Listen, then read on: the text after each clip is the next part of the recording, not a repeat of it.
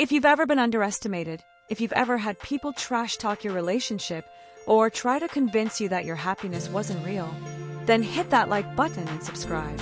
Because this one is about karma, love, and one of the sweetest revenge moments you'll ever hear. Asterisk. When I first started dating my boyfriend, I thought I'd won the lottery. He wasn't flashy.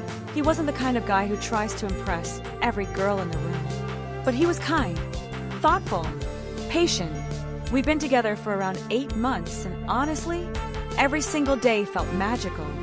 He'd pick me up from work, bring me dinner when I was too tired to cook, sit and play video games with me for hours, and every once in a while, he'd surprise me with little gifts. Nothing over the top, just things that showed he'd been listening. But here's the thing, not everyone saw what I saw. My friends, well, they weren't exactly supportive. To them, he wasn't good enough. They said he was boring, too soft, not ambitious enough. One even sneered, asterisk, you're settling. He's the kind of guy who's just average. Asterisk. I laughed it off at first. But you know how it is. The words stick. And when people keep repeating them, they start to scrape at your confidence. The worst moment came at a group dinner. I had invited my boyfriend along because I wanted him to be part of my world. I thought maybe if my friends got to know him, they'd see what I saw. But no. Instead, they whispered and laughed. When he excused himself to the restroom, one of my so-called friends leaned across the table and said, asterisk, seriously, that's your guy. You could do so much better. Asterisk. My stomach dropped. My cheeks burned. I wanted to scream at them, but I stayed silent, trying to protect him from their judgment. Still, the damage was done. They thought they figured him out. They thought he was weak, forgettable, unworthy. Driving home that night, I couldn't shake their voices. I looked at him, this man who held doors for me, who listened, who never raised his voice when we argued, and I started questioning myself. Asterisk, am I really settling? Am I just blinded by comfort? Asterisk. But then, something happened that shattered every doubt I'd ever had. It was a simple evening. We were driving home after a casual date. I was tired, leaning against him, my head resting on his arm.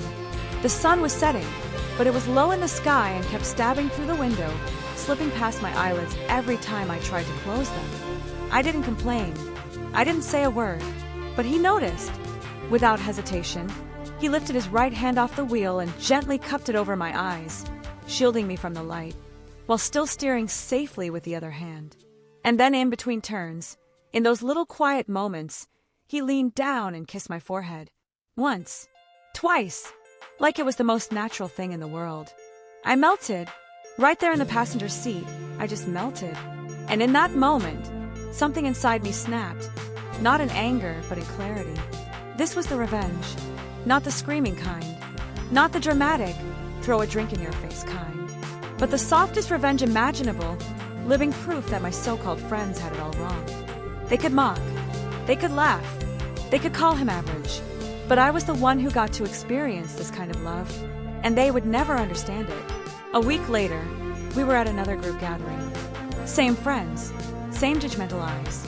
But this time, I wasn't ashamed. I wasn't hiding. Because when he arrived, carrying my favorite coffee order, holding the door open, pulling my chair out like a gentleman, I saw the look on their faces change. One friend muttered, asterisk, wow, he really dotes on you, huh? Asterisk another, who once said I was settling, went quiet. And that silence, that was the payoff. That was the moment they realized their version of average was actually the gold standard. So no, he didn't humiliate them. He didn't clap back with insults. He didn't need to. The revenge was simple. By just being himself, by showing love in ways they couldn't fake, he made them eat their words. And me, I finally stopped doubting.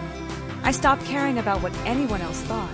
Because when you've got a man who notices the light in your eyes and shields you from it, not because you asked, but because he cares, you don't need anyone else's approval. At the end of the day, not all revenge stories are about destruction. Sometimes, the sweetest revenge is living well, loving fully, and letting the world see what they'll never have. So the lesson, don't measure love by other people's standards. The quietest gestures often speak the loudest. If this story gave you chills, or maybe reminded you of someone special, smash that like button. Tell us in the comments, what's the softest, most unexpectedly romantic thing someone's ever done for you? And don't forget to subscribe, because we've got more stories of karma, revenge, and love coming your way.